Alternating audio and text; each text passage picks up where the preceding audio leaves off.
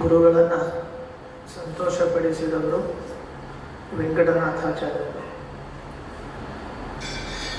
ಸುಧೀಂದ್ರ ತೀರ್ಥರು ಅವರು ಮಹಾಜ್ಞಾನಿಗಳು. ಅವರ ತಪಸ್ಸು ಕೂಡ ಅಗಾಧವಾದದ್ದು. ಸಾಲದಕ್ಕೆ ಅವರು ವಿಜಯೇಂದ್ರ ಗುರು ಸಾರ್ವಭೌಮನ ಪ್ರೀತಿಯ ಶಿಷ್ಯರು. ಇನ್ನೂ ವಿಶೇಷ ಅಂದರೆ ಅವರು ಆಚಾರ್ಯರ ಗ್ರಂಥಗಳಿಗೆ ಅಪೂರ್ವವಾದಂತಹ ಟಿಪ್ಪಣಿಗಳನ್ನು, ಟೀಕಾಚಾರ್ಯರ ಗ್ರಂಥಗಳಿಗೆ ವ್ಯಾಖ್ಯಾನವನ್ನು ಸುಧೀಂದ್ರ ತೀರ್ಥರು ರಚನೆ ಮಾಡಿದ್ದಾರೆ. ಭಾಗವತಕ್ಕೂ ಕೂಡ ಅವರ ಶ್ರೇಷ್ಠವಾದಂತಹ ವ್ಯಾಖ್ಯಾನ. ನಮಗೆ ಸುಧೀಂದ್ರ ತೀರ್ಥರ ಒಂದು ದರ್ಶನ ನಾವು ಪ್ರಾಯ ಶೀಘ್ರ ಬೇಗನೆ ಮಾಡಿಕೊಳ್ಬೋದು. ಯಾಕೆಂದರೆ ನಮ್ಮ ಈ ಹುಬ್ಬಳ್ಳಿಯಿಂದ ಒಂದು 3-4 ತಾಸು ಪ್ರಯಾಣ ಮಾಡಿಬಿಟ್ರೆ ನವೃಂದಾವನದಲ್ಲಿ ಸುಧೀಂದ್ರ ತೀರ್ಥರು. ಮಂತ್ರಾಲಯಕ್ಕೆ ಹೋಗಬೇಕು ಅಂದರೆ ತುಂಬ ಹೊತ್ತು ಹಿಡಿತದೆ. ಎಲ್ಲ ಕಡೆಗೂ ರಾಯರು ಇದ್ದರೂ ಕೂಡ ರಾಯರ ಗುರುಗಳು ಮಾತ್ರ ನಾವು ಬೇಗ ದರ್ಶನ ಮಾಡಲಿಕ್ಕೆ ಸಾಧ್ಯ. ನವೃಂದಾವನದಲ್ಲಿ ನವವಿಧ ಭಕ್ತಿಗಳಿಗೆ, ನವರತ್ನಗಳಿಗೆ ಪ್ರತೀಕ ಎನಿಸಿದವರು ಅಲ್ಲಿ ನೆಲೆಸಿದ ಪದ್ಮನಾಭ ತೀರ್ಥಾದಿಗಳು. ಅದರಲ್ಲಿ ಪದ್ಮನಾಭ ತೀರ್ಥಾದಿಗಳ ಒಂದು ಏನು ಯತಿವೃಂದ ಇದೆ, ಆ ವೃಂದದಲ್ಲಿ ಇವತ್ತು ಭಕ್ತರಿಗೆ ಅವರ ಜೊತೆಗೆ ಇದ್ದುಕೊಂಡು ಅನುಗ್ರಹವನ್ನು ಮಾಡುವಂತಹ ಮಹಾಮಹಿಮರು ಸುಧೀಂದ್ರ. ಅಲ್ಲಿ ನಿಮಗೆಲ್ಲ ತಿಳಿದಿರುವಂತೆ ನವೃಂದಾವನದಲ್ಲಿ ವ್ಯಾಸರಾಜರ ಒಂದು ವೃಂದಾವನವು ಕೂಡ ಇಷ್ಟು ವಿಶೇಷ ಅಂದರೆ ವ್ಯಾಸರಾಜರ ವೃಂದಾವನ ಬಹಳ ವೈಶಿಷ್ಟ್ಯಪೂರ್ಣವಾಗಿದೆ. ಬೇರೆ ವೃಂದಾವನಗಳಿಗೂ ವ್ಯಾಸರಾಜರ ವೃಂದಾವನಕ್ಕೂ ಇರುವ ಒಂದು ವೈಶಿಷ್ಟ್ಯ ಇರುತ್ತದೆ. ವ್ಯಾಸರಾಜರ ವೃಂದಾವನದ ಸುತ್ತಲೂ ಕೂಡ ನಾವು ಗಜಚಿತ್ರಗಳನ್ನು ಆನೆ ಬಿಡಿಸಿದ ಗಜ ಇರುವಂತಹ ಆ ಚಿತ್ರಗಳನ್ನು ನೋಡಲಿಕ್ಕೆ ನಮಗೆ ಒಂದು ಅವಕಾಶ. ಯಾಕೆಂದರೆ ಅವರು ಆ ಕೃಷ್ಣದೇವರಾಯನಿಗೆ ಏನೋ ಒಂದು ಯೋಗನೋ ಅಥವಾ ರೋಗ ಅಂತ ಇಟ್ಕೊಳ್ಳಿ ಅಥವಾ ರೋಗ ಅಂತ ಇಟ್ಕೊಳ್ಳಿ. ಆ್ಯಕ್ಚುಲಿ ರೋಗ ಮೃತ್ಯುಯೋಗನೇ ಅದರ ಹೆಸರು ರೋಗ. ಅದು ದಮನ ಮಾಡಬೇಕಾಗುತ್ತೆ, ಅದನ್ನು ನಿವಾರಣೆ ಮಾಡಬೇಕಾಗುತ್ತೆ. ಆ ಕ್ಷಣದಲ್ಲಿ ಕೃಷ್ಣದೇವರಾಯ ಸಿಂಹಾಸನದಲ್ಲಿ ಕುಳಿತು ಬಿಟ್ಟರೆ ಪ್ರಾಣ ಬಿಟ್ಬಿಡ್ತಾರೆ, ಹಸ್ತಂಗತನಾಗ್ಬಿಡ್ತಾರೆ. ಅದಕ್ಕೆ ರಾಜನನ್ನ ರಕ್ಷಣೆ ಮಾಡಬೇಕು. ರಾಜ ಸುರಕ್ಷಿತವಾಗಿದ್ದರೆ ದೇಶ ಸುರಕ್ಷಿತವಾಗಿರುತ್ತದೆ. ಒಂದು ಒಳ್ಳೆಯ ಹಿತಚಿಂತೆ. ರಾಜನಿಗೆ ಇರಬೇಕಾದದ್ದು ಮುಖ್ಯ ಧರ್ಮ ಏನಂದರೆ ಪ್ರಾಯ ಎಲ್ಲ ಶಾಸ್ತ್ರ ಗ್ರಂಥಗಳಲ್ಲಿ ಹೇಳೋದಿದನ್ನೇ. ರಾಜನಿಗೆ ಇರುವ ಒಂದು ಶ್ರೇಷ್ಠವಾದ ಧರ್ಮ ಏನು ಅಂದರೆ ಪ್ರಜೆಗಳನ್ನು ರಕ್ಷಣೆ ಮಾಡೋದಷ್ಟೇ. ಪ್ರಜೆಗಳಿಗೆ ಆದಷ್ಟು ತೊಂದರೆ ಬಾರದಂತೆ ಅವರು ಸಂತೋಷದಿಂದ ಇರುವಂತೆ ಮಾಡೋದು ರಾಜರ ಧರ್ಮ. ಈಗಿನ ರಾಜರುಗಳು ಅದು ಯಾವ ರೀತಿ ನೋಡ್ತಾರೆ ಅನ್ನೋದು ಅವರಿಗೆ ಗೊತ್ತಿದೆ. ಪ್ರಜೆಗಳ ಬಗ್ಗೆ ಎಷ್ಟು ವಾತ್ಸಲ್ಯ ಇರ್ತದೆ ಅನ್ನೋದು ನಾವು ದಿನನಿತ್ಯ ಪತ್ರಿಕೆಗಳಲ್ಲಿ, ಮೀಡಿಯಾಗಳಲ್ಲಿ ನೋಡಿದಾಗ ಅರ್ಥ ಆಗಿಬಿಡ್ತದೆ. ಆಗಿನ ರಾಜರುಗಳೆಲ್ಲ ಹೇಗಿತ್ತು, ವಿಕ್ರಮಾದಿತ್ಯ ಇರ್ಬೋದು, ಭೋಜ ಇರ್ಬೋದು, ನಮ್ಮ ಕೃಷ್ಣದೇವರಾಯ ಇರ್ಬೋದು. ಎಷ್ಟು ಅದ್ಭುತ ಅಂದರೆ ವಿಜಯನಗರದಲ್ಲಿ ಇಲ್ಲಿ ತರಕಾರಿ ಮಾರ್ಕೆಟ್ಗಳು ಇದ್ದು ಇಡೀ ಬೀದಿಯಲ್ಲಿ ತರಕಾರಿಗಳನ್ನು ಮಾರಲಿಕ್ಕೆ ಕುಳಿತರೆ ಆಗ ರತ್ನ, ಮುತ್ತು, ಚಿನ್ನ, ಮುತ್ತುಗಳನ್ನು ವ್ಯಾಪಾರ ಮಾಡಲಿಕ್ಕೆ ಅಂತ ಸಾವಿಗೆ ಕೊಟ್ಬಿಡ್ತೀವಿ. ಅದೇ ವಿರೂಪಾಕ್ಷನ ಗುಡಿ ಅದಲ್ಲ, ವಿರೂಪಾಕ್ಷನ ಗುಡಿಯ ಮುಂದೆ ಇರೋ ಒಂದು ರಾಜಮಾರ್ಗ ಇದೆ. ಆ ರಾಜಮಾರ್ಗದ ಎಡಬಲಗಳಲ್ಲಿ ಯಾರು ಕೊಡ್ತಿದ್ರು? ರತ್ನ ವ್ಯಾಪಾರಿಗಳು ಕೊಡ್ತಾರೆ. ಅಂದರೆ ರತ್ನಗಳನ್ನು ಪ್ರಾಯ ಅವತ್ತು ರತ್ನವೇ ಕರೆನ್ಸಿ ಆಗಿರ್ಬೋದು. ಆ ಕರೆನ್ಸಿನೇ ರತ್ನ ಆಗಿತ್ತು ಇದೆ ಯಾರಿಗೊತ್ತು. ಅಷ್ಟು ಒಂದು ವೈಭವದ ನಗರ ವಿಜಯನಗರ. ಆದರೆ ಅದನ್ನೆಲ್ಲ ಕೇಳಿದಾಗ ರಾಘವೇಂದ್ರ ವಿಜಯದಲ್ಲಿ ಇದನ್ನೆಲ್ಲ ಕೇಳಿದಾಗ ಸಂತೋಷ ಅನ್ನಿಸ್ತದೆ. ಅಲ್ಲಿ ಹೋಗಿ ನೋಡಿದಾಗ ದುಃಖ, ಕೇಳುವಾಗ ಸಂತೋಷ ಆಗ್ತದೆ. ಪ್ರತ್ಯಕ್ಷವಾಗಿ ನೋಡಿದಾಗ ತುಂಡು ತುಂಡು ಪ್ರದೇಶಗಳು, ಭಿನ್ನಾಕೃತಿಗಳು, ಭಗ್ನವಾದಂತಹ ಪ್ರತಿಮೆಗಳು, ಈ ಹೆಸರೇ ಹೇಳದ ಗೋಪುರಗಳು, ಇಂಥ ಅದ್ಭುತವಾದ ಗೋಪುರಗಳು ಎಲ್ಲ ಸರ್ವನಾಶ ಆಗಿಬಿಟ್ಟಿದೆ. ಈ ಪ್ರಾಯ ಯಾರು ನಾಶ ಮಾಡಿದಾರೇನೋ ಧಿಕ್ಕಾರ ಇರಬೇಕು. ಒಳ್ಳೆಯ ಶ್ರೀಮಂತಿಕೆ ಇರುವ ಸಂಪತ್ತಿರುವಂತಹ ಏನೋ ಒಂದು ನಗರಿ ಇತ್ತು. ಆ ನಗರಿಯನ್ನು ನಾಶ ಮಾಡಿದವರು ಪ್ರಾಯ ನನಗನಿಸುವ ಮಟ್ಟಿಗೆ ಅವರೀಗ ನರಕದಲ್ಲಿರಬೇಕು. ಅನ್ನಂಗಮಸನಲ್ಲಿ ಬಿದ್ದು ಅವರು ಒದ್ದಾಡ್ತಾ ಇದ್ದಾರೆ. ಹೀಗಂತಹ ಒಂದು ನವರಂಗಾವನ ಬಹಳ ಅತ್ಯದ್ಭುತವಾದಂತಹ ಪ್ರದೇಶ. ಸುಧೀಂದ್ರ ತೀರ್ಥರು ಶ್ರೇಷ್ಠ ವ್ಯಾಖ್ಯಾನಕರ್ತರು. ನೆನೆಸಿಕೊಂಡ್ರೆ ಅವರ ಬಗ್ಗೆ ನೆನಪಿಸಿಕೊಂಡ್ರೆ ರೋಮಾಂಚ. ಮಠಾತೀತವಾಗಿ ಎಲ್ಲ ಮಠದವರು, ಎಲ್ಲ ಜ್ಞಾನಿಗಳು, ಸಮಸ್ತ ಬ್ರಾಹ್ಮಣರು ಸುಧೀಂದ್ರ ತೀರ್ಥರನ್ನು ನೆನಪಿಸಿಕೊಳ್ಳಬೇಕು. ಯಾಕೆ ಹೇಳಿ, ಸಮಾಜಕ್ಕೆ ಕೊಟ್ಟದ್ದು ರಾಯರೆಂಬರ. ಅವತ್ತು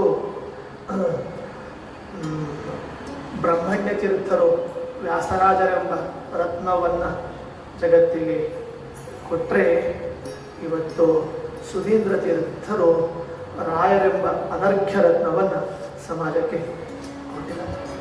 ಅವರ ಹೆಸರೇ ಸುಧೀಂದ್ರ. ಸುಧಿಗಳಿಗೆ ಇಂದ್ರ. ಸುಧಿ ಅಂದ್ರೇನು? ಜ್ಞಾನಿಗಳು. ಜ್ಞಾನಿಗಳಿಗೆ ಶ್ರೇಷ್ಠ. ನೀವು ನೋಡಿ, ಆ ಪರಂಪರೆಯಲ್ಲಿ ಎಲ್ಲ ಇಂದ್ರ ಇಂದ್ರ ಇಂದ್ರ ಇಂದ್ರ ಅಂತಾರೆ. ಸುಧೀಂದ್ರರು, ರಾಘವೇಂದ್ರರು. ಇಲ್ಲಿ ನಮ್ಮಲ್ಲಿ ನಾವು ರೀತಿಗೆ ಹೋಗ್ತೇವೆ. ನಾಳೆ ಅವ್ರದ್ದು ಆರಂಭ ಆಗುತ್ತೆ ಆರಾಧನೆ. ಧೀರೇಂದ್ರ ತೀರ್ಥರು. ಪಕ್ಕದಲ್ಲೇ ಇನ್ನೊಬ್ಬರಿದ್ದಾರೆ ಶ್ರೇಷ್ಠ ಯತಿಗಳು, ಸುಶೀಲೇಂದ್ರ ತೀರ್ಥರಿದ್ದಾರೆ. ಎಲ್ಲ ಇಂದ್ರ ಪರಂಪರೆ. ಉತ್ತರಾದಿ ಮಠದಲ್ಲಿ ಸತ್ಯ ಪರಂಪರೆ. ಅದು ಇಂದ್ರ ಪರಂಪರೆ, ಇದು ಸತ್ಯ ಪರಂಪರೆ. ಸತ್ಯ ಇವತ್ತು ಬಹಳ ಸಂತೋಷವಾದ ಸಂಗತಿ. ಸತ್ಯವ್ರತ ತೀರ್ಥರ ಆರಾಧನೆ ಸಾಂಗ್ಲಿ ಒಳಗೆ ಹೋದ ಆರಾಧನೆ. ಅವ್ರ ಮೂಲದಿಂದ ಮಹಾರಾಷ್ಟ್ರದ ಕೃಷ್ಣಾ ನದಿಯ ತೀರ ಮಿರಜ್ ಪಕ್ಕದಲ್ಲೇ ಇರುವ ಸಾಂಗ್ಲಿ ಕ್ಷೇತ್ರದಲ್ಲಿ ಸತ್ಯವ್ರತ ತೀರ್ಥರು. ಅವರದ್ದು ಕೂಡ ಅದ್ಭುತ. ಅಂದರೆ ರಾಯರು ಹೇಗೆ ಸಶರೀರ ಬೃಂದಾವನಸ್ಥರಾಗಿದ್ದಾರೆ, ಹಾಗೆ ಸತ್ಯವ್ರತರು ಸಶರೀರ ಬೃಂದಾವನಸ್ಥರು. ಜೀವಂತ ಇರುವಾಗಲೇ ಬೃಂದಾವನ ಪ್ರವೇಶ ಮಾಡಿ. ಅಷ್ಟು ಮಹಾಮಹಿಮರು ಸತ್ಯವ್ರತ ತೀರ್ಥರು.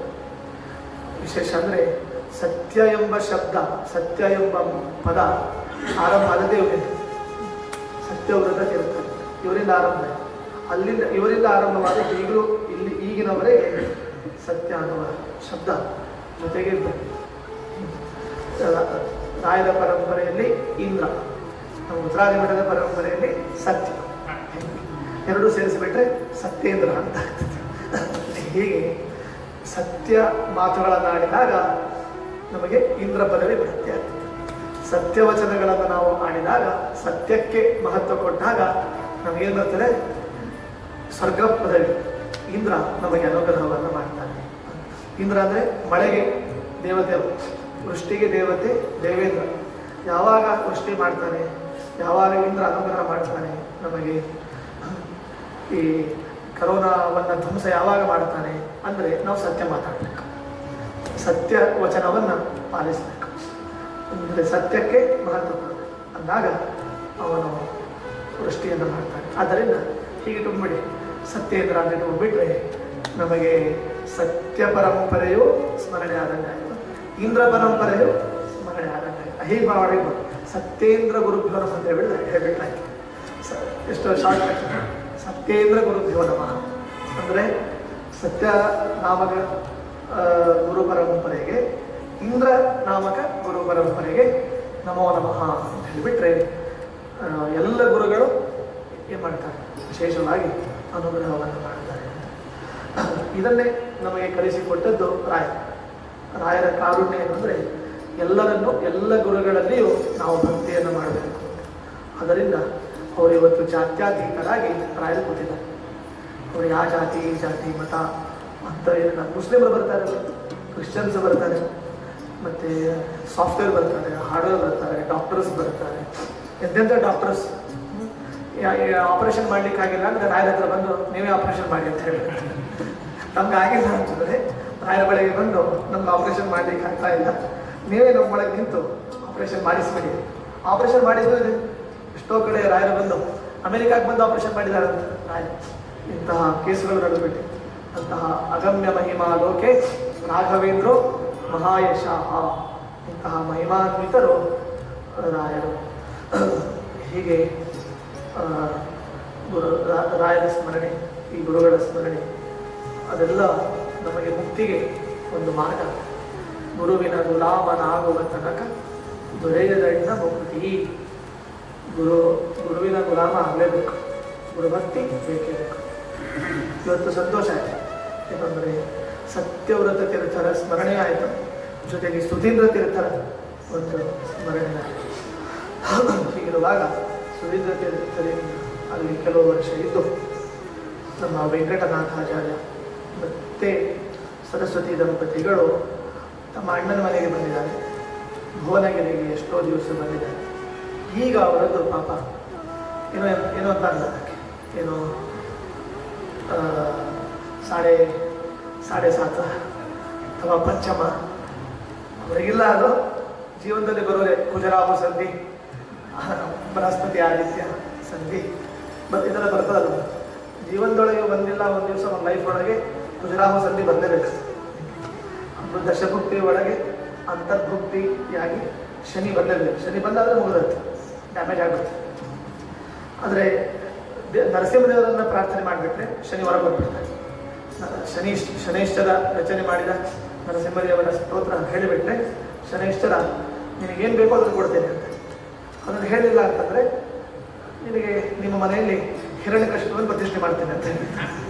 ಆದ್ದರಿಂದ ನರಸಿಂಹ ಬೇಕು ಅಂದರೆ ನಾನು ರಚನೆ ಮಾಡಿದ ಸ್ತೋತ್ರ ಹೇಳಿ, ಮತ್ತು ನಿನಗೆ ಬೇಡ ಅಂದರೆ ಹಿರಣ್ಯಕಶಿಪುವನ್ನು ನಿನ್ನ ಮನೆಯಲ್ಲಿ ಕೊಡಿಸ್ತೇನೆ, ಧ್ವಂಸ ಆಗಿಬಿಡು ಅಂತ ಹೇಳ್ಬಿಡ್ತಾರೆ. ಆದ್ದರಿಂದ ಕ್ಲಿಷ್ಟ ಕಾಲ ಬಂದಾಗ ನೆನಪಿಟ್ಕೊಳ್ಬೇಕೆಲ್ಲರೂ. ಕ್ಲಿಷ್ಟ ಕಾಲ ಬಂದಾಗ, ಸಂಕಷ್ಟದ ಕಾಲ ಬಂದಾಗ, ಪಂಚಮ ಶನಿ ಬಂದ, ದ್ವಾದಶಾಷ್ಟಮ ಜನ್ಮಸ್ಥಾನ ಅಂತ ಹೇಳ್ತಾರೆ. ದ್ವಾದಶದಲ್ಲಿ ಅಷ್ಟಮದಲ್ಲಿ ಶನಿ ಬಂದ ಅಂದರೆ ಅದೇನು ಖರಾಬೆ ಅಂತ ಅರ್ಥ. ಹೇಗೆ ಜ್ಯೋತಿಷ್ಯ ಶಾಸ್ತ್ರದಲ್ಲಿ ಅಲ್ಲಿ ಬಂದ ಅಂದರೆ ನಾವೇನು ತಿಳ್ಕೊಳ್ಬೇಕಾದಾಗ ಏನು ಚಿಂತೆ ಮಾಡಬೇಕು, ಏನು ಮಾಡಬೇಕು ಅಂದರೆ ಶನೈಶ್ಚರ ರಚನೆ ಮಾಡಿದ ನರಸಿಂಹ ಸ್ತೋತ್ರ ಹೇಳ್ಬಿಡ್ಬೇಕು. ಯತ್ಪಾದ ಪಂಕಜ ರಜಶಿರ ಸಾಧರೇಣ ಸಂಸೇವಿತಂ ಸಕಲ ಕಲ್ಮಶ ರಾಶಿ ನಾಶಂ ಸತ್ವಂ ನರಸಿಂಹ ಮೈದೇಹಿ ಕೃಪಾವಲೋಕಂ ಅಂತ ಅದನ್ನು ಹೇಳಿಬಿಟ್ರೆ ಶನೈಶ್ಚರ ಮಾಡಿಬಿಡ್ತಾನೆ, ಅನುಗ್ರಹವನ್ನು ಮಾಡ್ತಾನೆ. ಹೀಗೆ ಎಲ್ಲರ ಜೀವನದಲ್ಲಿಯೂ ಗ್ರಹಗತಿಗಳು ಬರ್ತಾ ಇರ್ತವೆ. ನೋಡಿ, ರಾಯರಿಗೆ ಬಂದ್ಬಿಟ್ಟಿದೆ, ವೆಂಕಟನಾಥಾಚಾರ್ಯರಿಗೆ ಬಂದಿದೆ, ನಮ್ದು ನಿಂದೆ. ಆದ್ದರಿಂದ ಅದೇನು ಆಶ್ಚರ್ಯವೇ ಇಲ್ಲ. ನಮಗೂ ನಿಮಗೂ ಬಂದರೆ ಆಶ್ಚರ್ಯ ಅಲ್ಲ. ಯಾಕೆಂದರೆ ಬರಲೇಬೇಕು. ನಮ್ಮೊಂದ್ಸರಿ ಬರೆದ್ರೆ ನಿಮ್ಗೆ ಯಾರಿಗೆ ಬೇಕು? ಯಾಕಂದರೆ ನಾವು ತೃಣಮಾತ್ರ ಮನುಷ್ಯರಾದರೆ, ಸಾದಾ ಮನುಷ್ಯರಾದರೆ, ಮತ್ತು ಕೆಟ್ಟ ಕೆಲಸಗಳಲ್ಲೇ ಒಳ್ಳೆಯ ಕೆಲಸಗಳಿಗಿಂತ ಕೆಟ್ಟ ಆಲೋಚನೆಗಳಲ್ಲೇ ನಮ್ಮದು ಹೆಚ್ಚು ಒಂದು ಆಸಕ್ತಿ ಇರ್ತದಾದ್ದರಿಂದ ಬಂದಿರುತ್ತೆ. ಅದರಿಂದ ರಾಯರು ಅವರು ಕರ್ಮವನ್ನು ಸಹಿಸಲಿಕ್ಕೂ ಶಕ್ತರಿದ್ದಾರೆ, ಕರ್ಮವನ್ನು ಕಳೆದುಕೊಳ್ಳಲಿಕ್ಕೂ ಸಮರ್ಥರಿದ್ದಾರೆ. ತೋರಿಸಿಕೊಟ್ಟಿದ್ದಾರೆ ಜೀವನದಲ್ಲಿ ಯಾವ ರೀತಿ ಇರಬೇಕು ಅನ್ನೋದನ್ನು ರಾಯರು ತೋರಿಸಿಕೊಟ್ಟಿದ್ದಾರೆ. ಇಷ್ಟೇನಾಯಿತು ಅಂದರೆ ಅದು ಒಂದು ಭಾಳ ಸುಂದರವಾಗಿ ಹೇಳ್ತಾರೆ. ಇವರು ಮಾಡುವ ಧರ್ಮ ಪ್ರಸಾರ, ವಾಂಗ್ಮಯ ಪ್ರಸಾರ, ಅದನ್ನು ನೋಡಿ ನೋಡಿ ವಾಂಗ್ಮಯ ಅಂದರೆ ಸರಸ್ವತಿ, ಸಂಪತ್ತು ಅಂದರೆ ಮಹಾಲಕ್ಷ್ಮಿ. ಅದಕ್ಕೆ ವಾಂಗ್ಮಯ ಅಂದರೆ ನಿರಂತರ ಪಾಠ ಪ್ರವಚನ. ರಾಯರು ಎಲ್ಲಿದ್ದರು, ವೆಂಕಟನಾಥಾಚಾರ್ಯ ಎಲ್ಲಿದ್ದರು, ಪಾಠ ಪ್ರವಚನ ಆಗ್ತಿತ್ತು. ಅದು ಪಾಠ ಪ್ರವಚನ ಆಗ್ತಾ ಇರೋದ್ರಿಂದ ಸರಸ್ವತಿ ವಿಜೃಂಭಿಸಬೇಕು. ಸರಸ್ವತಿ ವೈಭವನೇ ವೈಭವ. ಈ ವೆಂಕಟನಾಥಾಚಾರ್ಯ ದುಡ್ಡಿನ ಬಗ್ಗೆ ಲಕ್ಷಣೆ ಕೊಟ್ಟಿದ್ದೆ. ಏನೋ ಶೇರ್ ಮಾಡಿದೆ, ಡಿಪಾಸಿಟ್ ಇಟ್ಟೆ, ಫಿಕ್ಸ್ ಇಟ್ಟೆ, ಹಂಗೆಲ್ಲ ಏನು ಮಾಡಲಿಲ್ಲಪ್ಪ. ನಾವಾದರೂ ಮಾಡ್ತೀವಿ. ಆ ಬ್ಯಾಂಕು, ಈ ಬ್ಯಾಂಕು, ಬಜಾಜು, ರಿಲಯನ್ಸು, ಅಂತ ಅನ್ಕೊಂಡು ಅದಾನಿ ಅಂಬಾನಿ ಗಿಂಬಾನಿ ಅಂತ ಅನ್ಕೊಂಡು ಕೊನೆಗೆ ಮುಳುಗಿ ಹೋಗ್ಬಿಡೋದು ಅಷ್ಟೇ. ಹೀಗೆ ಅಲ್ಲಲ್ಲಿ ನಾವು ಧನದ ರಕ್ಷಣೆಗೆ ಅಂತ ನಾವು ಯೋಚನೆ ಮಾಡ್ತೀವಿ. ಅವರ ವೆಂಕಟನಾಥಾಚಾರ್ಯರ ಬಗ್ಗೆ ಆಲೋಚನೆ ಮಾಡಿಲ್ಲ. ಅವರು ಕೇವಲ ಮುಂಜಾನೆ ಪಾಠ, ಮಧ್ಯಾಹ್ನ ಪಾಠ, ಸಂಜೆ ಪಾಠ, ರಾತ್ರಿ ಪಾಠ, ಅಹೋರಾತ್ರಿ ಏನು ನಡೀತಾ ಇತ್ತು ಪಾಠನೇ ನಡೀತಾ ಇತ್ತು. ನಮ್ಮದು ದಿನಕ್ಕೊಂದು ತಾಸು ಪಾಠ ನಡೀತು. ದಿನಕ್ಕೊಮ್ಮೆ 1 ತಾಸು ಪಾಠ, ಇದು ಅರ್ಧ ಗಂಟೆ ಪಾಠ. ಉಳಿದದ್ದೆಲ್ಲ ಎಲ್ಲಿ ಅಂದರೆ ಅಲ್ಲೇನಾಯಿತು ಇಲ್ಲೇನಾಯಿತು, ಅವರೆಷ್ಟು ಕೊಟ್ಟರು ಇವರೆಷ್ಟು ಕೊಟ್ಟರು, ಎಲ್ಲಿ ಶೇರು ಎಷ್ಟು ಏರಿತು ಎಷ್ಟು ಇಳಿಯಿತು, ಹೀಗೆ ನಮ್ದು ಇದನ್ನೇ ನಡೆದಿತ್ತು. ಇದು ಏನಾಯಿತು ಹಾಗಾಗಿ ಹಿಂಗೆ ನಮ್ಮ ಚಿಂತನೆ ಇದ್ದದರಿಂದ ಸರಸ್ವತಿ ನಮ್ಮ ಹತ್ರ ಬರೋದೇ ಇಲ್ಲ, ಶಾಖ ಮಾಡಿ ಹೊರಟಿರ್ತಾರೆ ನಾವು. ಲಕ್ಷ್ಮಿ ವಿಜೃಂಭಿಸ್ತಾರೆ ನಮ್ಮ ವಿಷಯದಲ್ಲಿ. ಇವ್ರ ವಿಷಯದಲ್ಲಿ ಏನಾಯಿತು, ಸರಸ್ವತಿ ವಿಜೃಂಭಿಸಲಿಕ್ಕೆ ಶುರು ಮಾಡಿದ್ದು. ಲಕ್ಷ್ಮಿಗೆ ಅಲ್ಲಿ ಏನೆಲ್ಲ ಆಗ್ತಾಯಿತ್ತು, ಸ್ಥಳ ಇಲ್ಲ ಆಗ್ತಾಯಿತ್ತು. ಲಕ್ಷ್ಮಿಗೆ ಆಲೋಚನೆ ಬಂತು, ನನಗಿಂತ ನನ್ನ ಸೊಸೆನೇ ಜಾಸ್ತಿ ಇರ್ತಾ ಇದ್ದಾರೆ. ಲಕ್ಷ್ಮಿ ಮಹಾಲಕ್ಷ್ಮಿ ಅಂದರೆ ಅತ್ತೆ, ಅವಳ ಸೊಸೆ ಅಂದರೆ ಸರಸ್ವತಿ. ವೆಂಕಟನಾಥಾಚಾರ್ಯರ ಜೀವನದಲ್ಲಿ ನಾನು ಮೆರಿಬೇಕಾಗಿತ್ತು, ನಾನು ಮೆರಿತಾನೇ ಇಲ್ಲ. ಯಾರು ಮೆರಿತಾ ಇದ್ದಾರೆ? ನಮ್ಮ ಸೊಸೆ ಮೆರಿತಾ ಇದ್ದಾರೆ, ಸರಸ್ವತಿ ಮೆರಿತಾ ಇದ್ದಾರೆ. ಫಸ್ಟ್ ಸೊಸಿ ಮೆರೆದಲ್ಲಿ ನಾನು ಯಾಕಿರಬೇಕು ಅಂತ ಹೇಳಕ್ಕೆ ನಾನು ಬಿಟ್ಟು ಹೋಗ್ಬಿಟ್ಟು ಅಂತ ಅದನ್ನು ಹೇಳ್ತಾರೆ. ಸರಸ್ವತ್ಯ ಪ್ರಸಾರಂ ಶ್ರೀ ದೃಷ್ಟ್ವೈವ ಪ್ರಜಗಾಮಸ ಸ್ನುಷಾ ವಿರುದ್ಧಿಂ ದೃಷ್ಟ್ವಾ ಹಿ ಶಿವಶ್ರಾಲೋಕೆ ನ ಸಹ್ಯತೆ. ಬಹಳ ಚಂದದ ಮಾತು. ಸ್ನುಷಾ ವಿರುದ್ಧಿಂ ದೃಷ್ಟ್ವಾ. ಸ್ನುಷಾ ಅಂದ್ರೆ ಗೊತ್ತೇ ಸಂಸ್ಕೃತದೊಳಗೆ. ಸ್ನುಷಾ ಅಂದರೆ ಸೊಸೆ ಅಂತ. ಸ್ನುಷಾ ಅಂದರೆ ಸೊಸೆ. ನೋಡಿ ಮನೆಗೆ ಬಂದ್ಕೊಳ್ಳೆ ಸೊಸೆ ಅಂತ ಬಾರ್ದು ಹೇ ಸ್ನುಷಾ ಆಗಚ್ಚ ಅಂತ ಹೇಳ್ತಾರೆ. ಆರ್ಡರ್ ಮಾಡಬೇಕಾ? ಹೇ ಸ್ನುಷಾ ಆಗಚ್ಚ, ಉತ್ತಿಷ್ಠ ಭೋಜಯ, ಊಟ ಮಾಡು, ಕರ್ಮ ಕುರು ಅಂದರೆ ಕೆಲಸ ಮಾಡು ಅಂತ. ಹೀಗೆ ಸ್ನುಷಾ, ಸೊಸೆಗೆ ಸ್ನುಷಾ ಅಂತ ಹೇಳ್ತಾರೆ. ಹೀಗೆ ಇವಳು ಲಕ್ಷ್ಮಿ ಏನು ಮಾಡಿದ್ಲು, ನಂದು ಇಲ್ಲಿ ಏನು ನಡೀತಾ ಇಲ್ಲ, ಸೊಸೆದು ತುಂಬ ನಡೀತಾ ಉಂಟು, ವಾಗ್ದೇವಿಯವರು. ಅದರಿಂದ ತಾನಿರಬಾರದು. ಸೊಸೆಗೊಂದು ಕಾಲ, ಅತ್ತೆಗೊಂದು ಕಾಲ, ಅತ್ತೆಗೊಂದು ಕಾಲ, ಸೊಸೆಗೊಂದು ಕಾಲ ಅಂತ ನೋಡಿ. ಇದನ್ನೆಲ್ಲ ಅರ್ಥ ಮಾಡ್ಕೊಳ್ಳಿ. ಲಕ್ಷ್ಮಿ ಇದ್ದಲ್ಲಿ ಸರಸ್ವತಿ ಇರಲ್ಲ, ಸರಸ್ವತಿ ಇದ್ದಲ್ಲಿ ಲಕ್ಷ್ಮಿ ಇರೋದಿಲ್ಲ ವ್ಯಾವಹಾರಿಕವಾಗಿ. ಹಂಗಂತೇಳಿ ಮತ್ತೆ ಇರೋದಿಲ್ಲ ಅಂತ ಬೇಡಿರುತ್ತೆ. ಲಕ್ಷ್ಮೀ ದೇವರ ಪತ್ನಿ ಅವರು, ಸರಸ್ವತಿ ಬ್ರಹ್ಮದೇವರ ಪತ್ನಿ, ಭಾರತಿ ವಾಯುದೇವರ ಪತ್ನಿ. ಸೂರ್ಯನ ಹೇಳ್ತಾ ಇಲ್ಲ ಲೌಕಿಕವಾಗಿ. ಇವರೇ ಜೊತೆಗೆ ಇಲ್ಲ ಅಂತಂದ್ರೆ ಈಗಿನ ಕಾಲದಲ್ಲಿ ಹೇಗಿರ್ಲಿಕ್ಕೆ ಸಾಧ್ಯ? ದೇವಿಯರೇ ಮಹಾಲಕ್ಷ್ಮಿ ಸರಸ್ವತಿನೇ ಜೊತೆಗಿರ್ಲಿಕ್ಕೆ ಆಗ್ತಾ ಇಲ್ಲ ಅಂತಂದ್ಮೇಲೆ ಇನ್ನು ಈಗಿನ ಕಾಲದ ಅತ್ತೆಯರು ಸೊಸೆಯರು, ನಾ ಬೆಂಗಳೂರಲ್ಲಿ ನೀವು ಹುಬ್ಬಳ್ಳಿಯಲ್ಲಿ ಓಕೆ ಕೊಡ್ಬೇಕಷ್ಟೇ ಮಾಡಿ. ನಾ ಬೆಂಗಳೂರಲ್ಲೇ ಇರ್ತೇನೆ, ನೀವು ಹುಬ್ಬಳ್ಳಿ ಇರ್ತೇನೆ, ಇಲ್ಲ ಕರೋನಾ ಇದೆ ಬಂದ್ಬಿಡೋದು ಬಂದ್ಬಿಡ್ತೇನೆ. ಆದರೆ ನೀ ಮೇಲೆ ಇರೋ ನಾ ಕೆಳಗಿರ್ತೇನೆ ಅಂತ. ಒಟ್ಟು ಜೊತೆಗೆ ಇರೋದಿಲ್ಲ ಅನ್ನಲಿಕ್ಕೆ ಇದೊಂದು ಕಥೆ. ಹೀಗೆ ಸ್ನುಷಾ ವಿರುದ್ಧಿಂ ದೃಷ್ಟ್ವಾ ಹಿ ಶುಶ್ರಾ ಲೋಕೇನ ಸಹ್ಯತೆ. ಹೀಗೆ ಒಂದು ಚಮತ್ಕಾರ ರೀತಿಯಲ್ಲಿ ಕವಿಗಳು ಇಲ್ಲಿ ವರ್ಣನೆ ಮಾಡಿದ್ದಾರೆ. ತಾತ್ಪರ್ಯ ಏನು ಗೊತ್ತಾ? ತಾತ್ಪರ್ಯ ಅಂದರೆ ಇವರು ವಿದ್ಯಾಪ್ರಸಾರ ಹೆಚ್ಚು ಮಾಡ್ತಾ ಇರೋದರಿಂದ, ದುಡ್ಡಿನ ಬಗ್ಗೆ ಧನಾಭಿವೃದ್ಧಿಯ ಬಗ್ಗೆ ಲಕ್ಷ್ಯ ಕೊಟ್ಟಿಲ್ಲ. ಆದ್ದರಿಂದ ದಾರಿದ್ರ್ಯ ಭಾಳ, ಬಡತನ ಭಾಳ ಬಂದ್ಬಿಟ್ಟು. ಯಾಕೆಂದರೆ ಗಳಿಸೋ ಪ್ರಯತ್ನ ಮಾಡಿದ್ರೆ ಬರ್ತದೆ, ಆ ಪ್ರಯತ್ನನೇ ಇಲ್ಲ. ವಿದ್ಯಾ ಪ್ರಯತ್ನ ಜಾಸ್ತಿ ಇದೆ, ಸಂಪಾದನೆ ಇಲ್ಲ.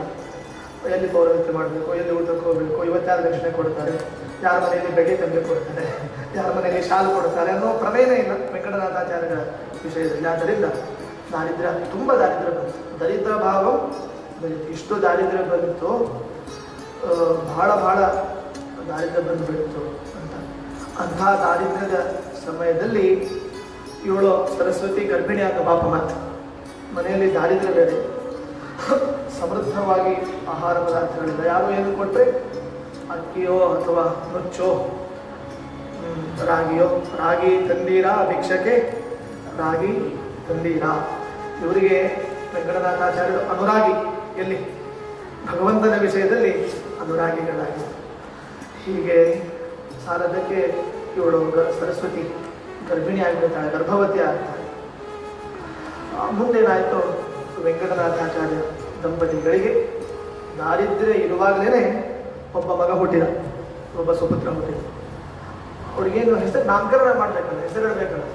ವೆಂಕಟನಾಥಾಚಾರ್ಯ ದಂಪತಿಗಳಿಗೆ ಒಂದು ಚಿಂತೆ ಶುರುವಾಯ್ತು. ಏನು ಇಡಬೇಕು ನಾಮಕರಣ, ಏನು ಮಾಡಬೇಕು? ನಾವು ಹಂಗೆ ಇರ್ತಾರೆ.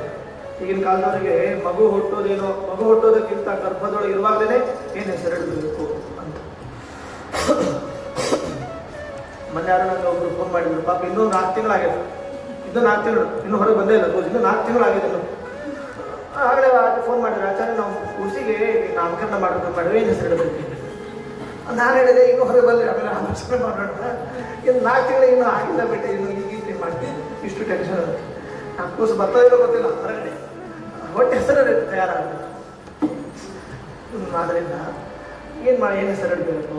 ಈಗಿನವರಿಗಂತೂ ಭಾಳ ಟೆನ್ಷನ್, ಭಾಳ ಅದರ ಬಗ್ಗೆ ತಲೆಕೆಡಿಸ್ಕೊಂಡು ಬಿಡ್ತಾರೆ. ಏನು ಹೆಸರಿಡಬೇಕು ಅಂತ ಏನೇನು ಹೆಸರು ಬಿಡ್ತಾರೆ ಪಾಪ. ಕೊನೆಗೆ ಏನೇನೋ ಅದು ಅರ್ಥವಿಲ್ಲದ ಹೆಸರುಗಳನ್ನು ಇಟ್ಟು ಬಿಡ್ತಾರೆ. ಮೊನ್ನೆ ಯಾರೋ ಹೆಸರಿಟ್ರಪ್ಪ, ಏನೋ ಹೆಸರಿಟ್ಟಿದ್ರು, ಕೇಳಿದ್ರೆ ಭಾಳ ನಗು ಅಂತ. ಇದು ಏನದ ನರಿಯನ್ ಅಂತ, ನರಿಯನ್ ಹೆಸರು, ನರಿಯನ್. ಇವ್ನ ನರಿಯ ಎನ್ ತೆಗೆದ್ಬಿಟ್ರೆ ಏನಾಗ್ತದೆ? ನರಿಯನ್ ಎಷ್ಟು ನೋಡಿ, ಹೆಸರು ನೋಡ್ರಿ, ನರಿಯನ್ ಅಂತ.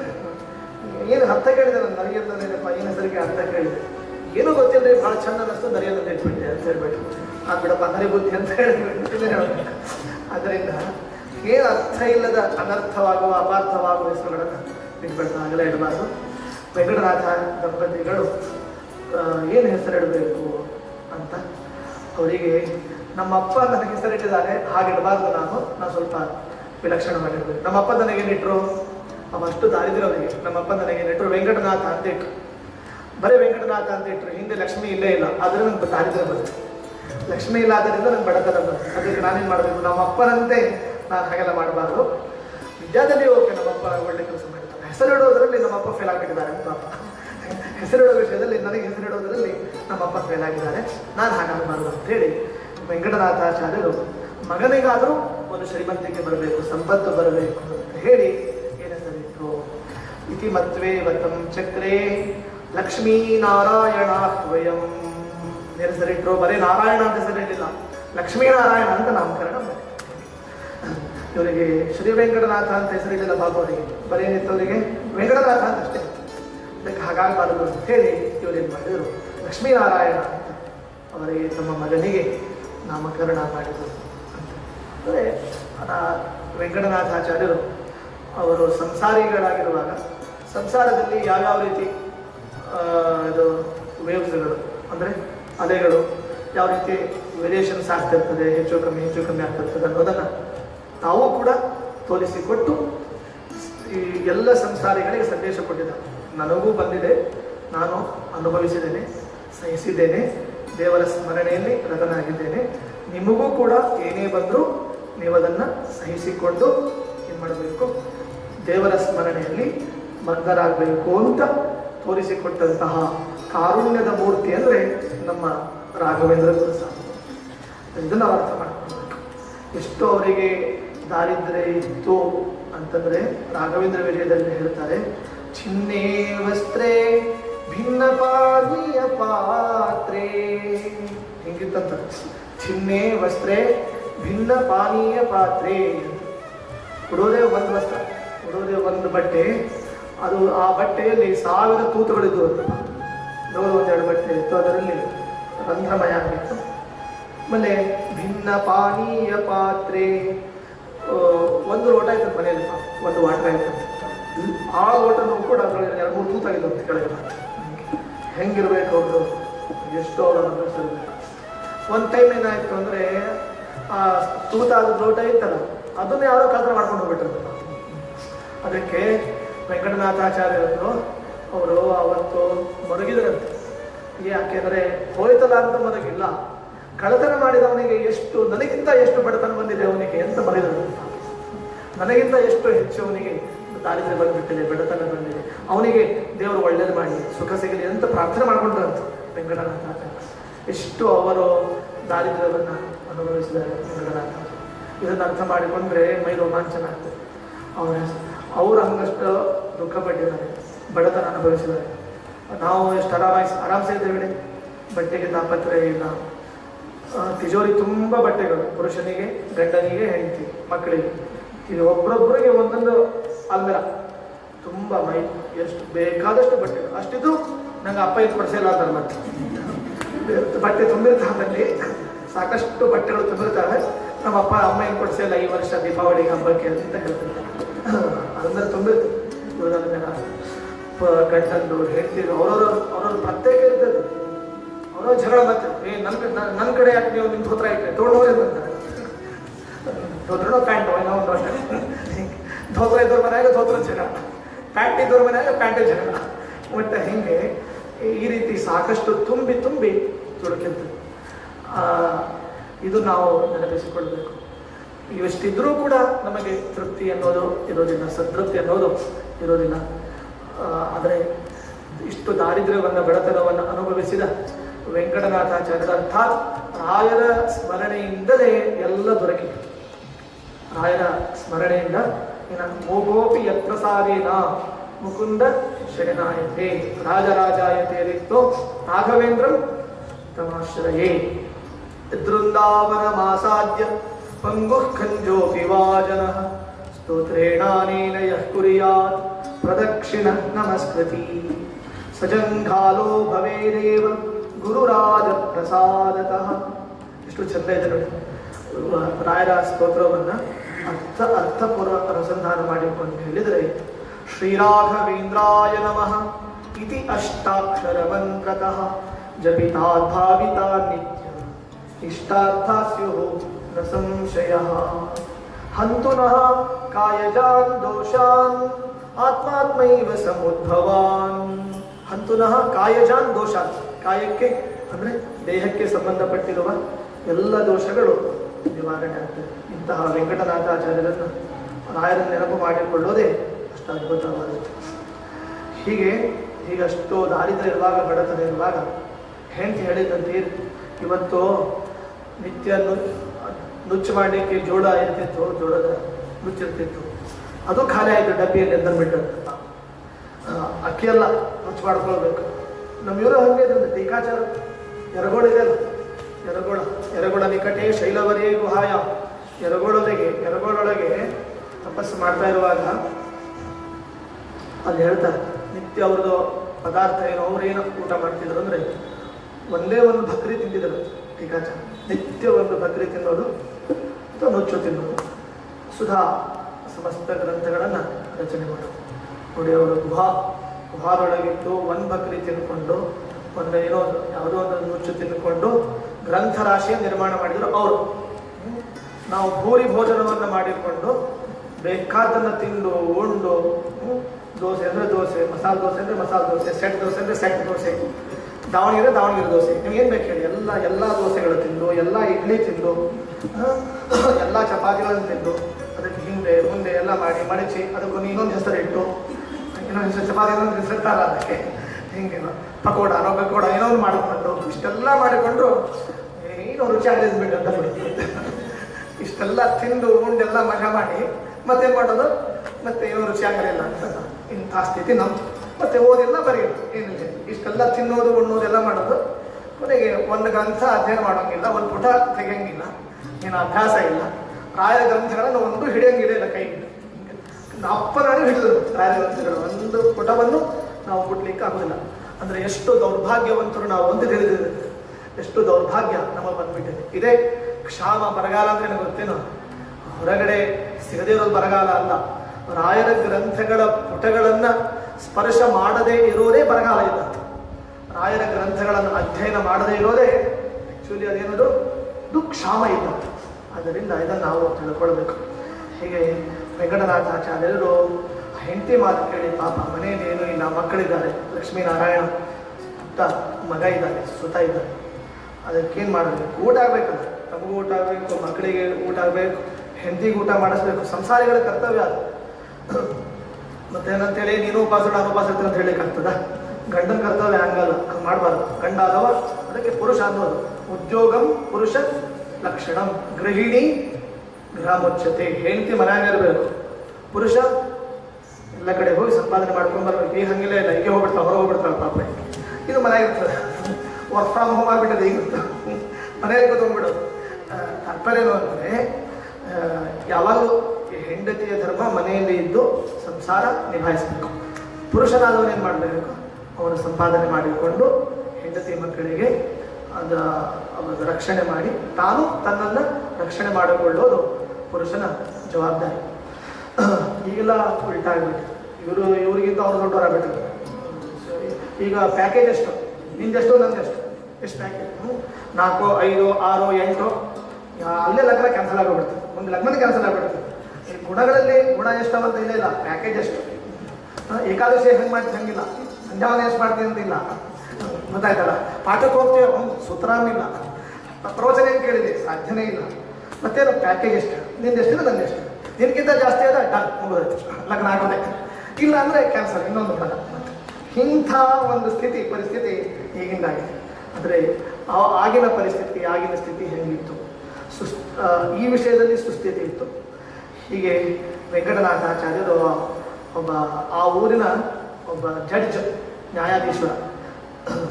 ಪುರೋಹಿತಸ್ತಸ್ಯ ಗೇಹೇ ಪೂಜಾಂ ಚಕ್ರೇ ಹರೇಸ್ತದಾ ವೆಂಕಟಾಚಾರ್ಯಂ ಗಂಧಕೃತ್ಯೆ ಮದೇನ ಸಮಯೋಜಯತ್.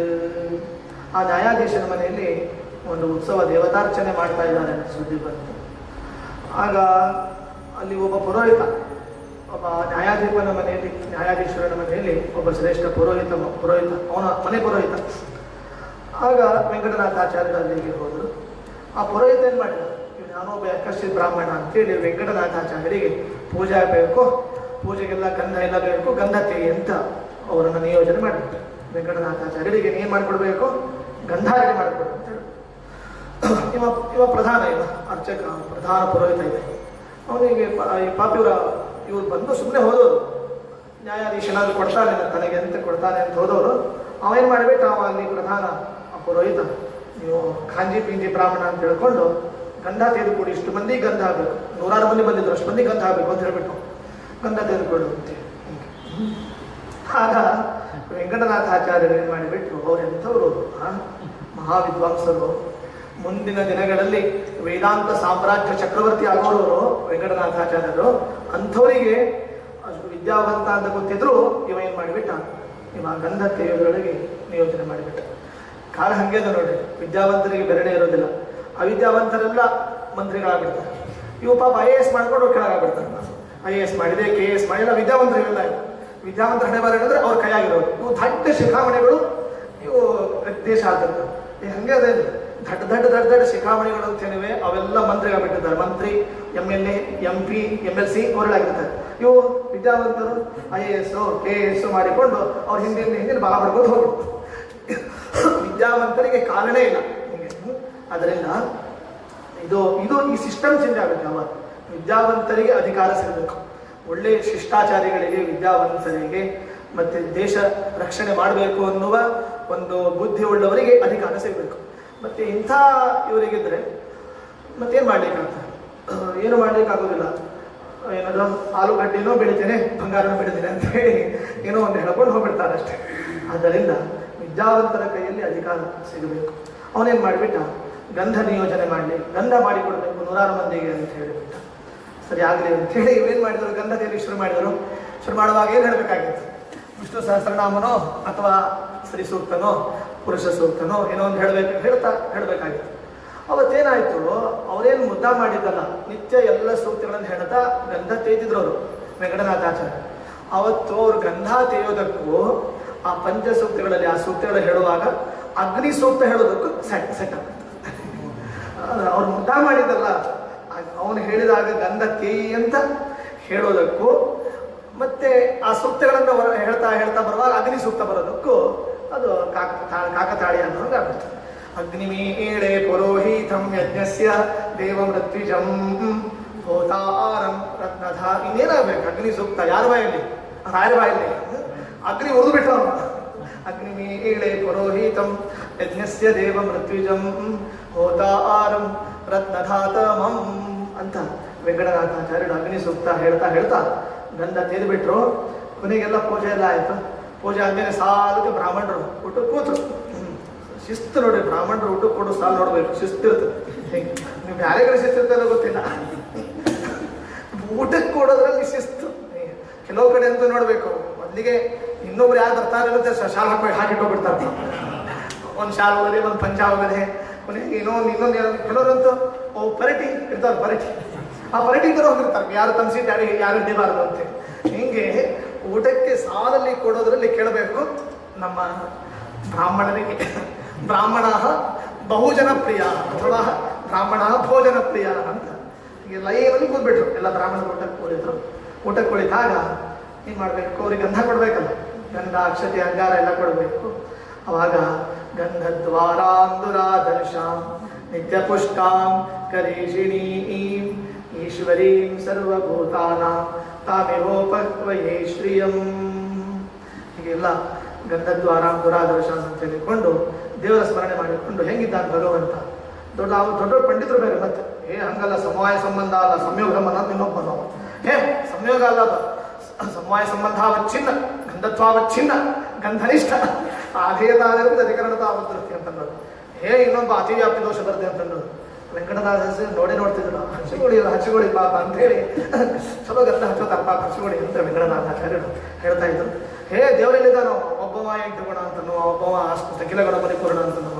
ಅಕೋ ಹಾಂಗಿಹಾನ ಇಕೋ ಹಿಂಗಿಹಾನ ಪರಬ್ರಹ್ಮ ನಾರಾಯಣ ಹ್ಯಾಂಗಿಹಾನೆಂದರೆ ಪರಬ್ರಹ್ಮ ನಾರಾಯಣ ಹ್ಯಾಂಗಿಹಾನೆಂದರೆ ಅಕೋ ಹಾಂಗಿಹಾನ ಇಕೋ ಹಿಂಗಿಹಾನ. ಬಹಳ ಚಂದ ದಾಸರದು. ಹೆಂಗಿದ್ದಾನೆ ದೇವರು? ಹಂಗೂ ಇಲ್ಲ ಹೆಂಗೂ ಇಲ್ಲ, ಮತ್ತೆ ಹೆಂಗಿದ್ದಾನೆ? ಹೆಂಗೂ ಇಲ್ಲ, ಅವ್ರು ಹೆಂಗಿರ್ತಾರೆ ಹಂಗಿರ್ತಾರೆ. ಹೀಗೆ ಅಲ್ಲಿ ನಡೆದಿತ್ತು.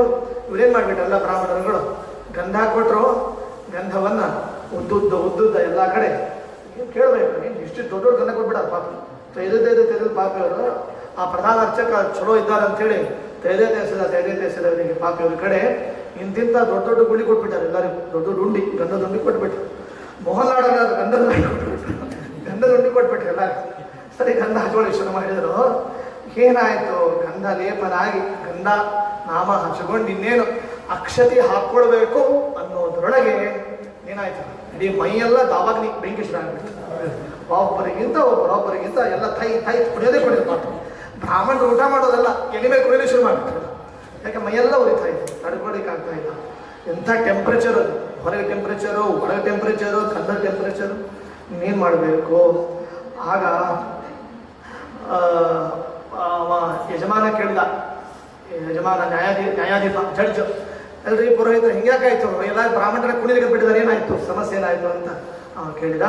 ಇಲ್ರಿ ಗಂಧ ಹಚ್ಕೊಂಡು ಕೂಡ ಶುರು ಆಯ್ತು ನೋಡಿ ಎಲ್ಲ ಅಂತ. ಯಾರು ಗಂಧ ಮಾಡಿದ್ರು? ನಾವಲ್ಲ ಅಂತ ಬಿಟ್ಟು ಮತ್ತೆ ನಾವಲ್ಲ, ಮಧ್ಯಾಹ್ನ ಮಾಡಿದ್ರು. ಇಲ್ಲೊಬ್ಬರು ಆಚಾರ ಬಂದಿದ್ದಾರೆ, ಹೊಸ ಆಚಾರ, ಅವ್ರು ಗಂಧ ಮಾಡಿದ್ದಾರೆ.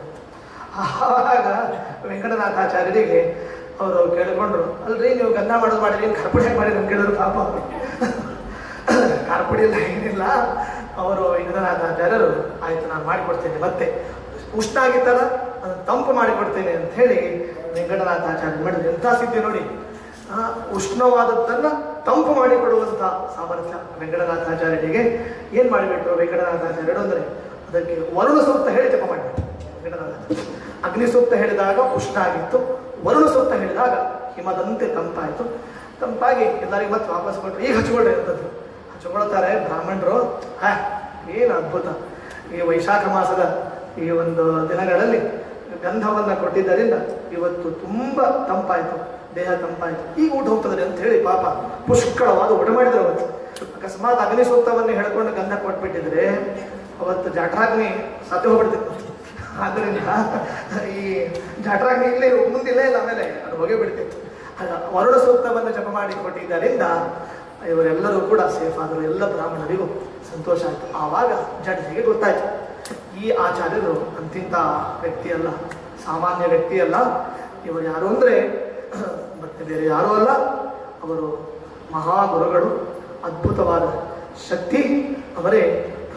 ಪೂಜ್ಯಾಯ ರಾಘವೇಂದ್ರಾಯ ಸತ್ಯಧರ್ಮ ವ್ರತಾಯ ಚ ಭಜತಾಂ ಕಲ್ಪವೃಕ್ಷಾಯ ನಮತಾಂ ಕಾಮಧೇನವೇ. ಹೀಗೆ ವೆಂಕಟನಾಥಾಚಾರ್ಯರು ತಮ್ಮ ಸಾಮರ್ಥ್ಯ ಏನು ಅನ್ನೋದನ್ನು ಜಗತ್ತಿಗೆ ಪ್ರಕಟ ಮಾಡಿದ್ದಾರೆ. ನಾಳೆ ಅವರದ್ದು ವರ್ಧಂತಿಯ ದಿನ, ಅರ್ಥಾತ್ ಜನ್ಮೋತ್ಸವದ ದಿನ ನಾಳೆ ಅವರದ್ದು. ಫಾಲ್ಗುಣ ಶುಕ್ಲ ದ್ವಿತೀಯ ಏನೋ ಪಟ್ಟಾಭಿಷೇಕ ಮಹೋತ್ಸವ. ಸಪ್ತಮಿ, ನಾಳೆಯ ಸಪ್ತಮಿ ಅದು ವರ್ಧಂತಿ ದಿನ. ರಾಯರ ವರ್ಧಂತಿ ಅಂದರೆ ಅದು ನಮ್ಮೆಲ್ಲರಿಗೂ ಸಂಭ್ರಮ, ಎಲ್ಲರಿಗೂ ಹೆಮ್ಮೆ, ಸಮಾಜಕ್ಕೆ ಒಂದು ಸಂತೋಷದ ಸಂಗತಿ. ಒಂದು ಮಗುವಿನ ಒಂದು ಹುಟ್ಟಿದ ಹಬ್ಬ ಮಾಡುವಾಗ ಮನೆಯವರಿಗೆಲ್ಲ ಹೇಗೆ ಸಂಭ್ರಮ ಆಗ್ತದೆ, ಅದರಂತೆ ರಾಯರು ಕೂಡ ಅವರು ಕರುಣಾಮಯಿಗಳು, ನಿಷ್ಕಲ್ಮಶವಾದ ಕೂಸಿನಂತೆ ಮಗುವಿನಂತೆ ಇರುವವರು, ಒಂದು ಸಾರ್ವಭೌಮರು.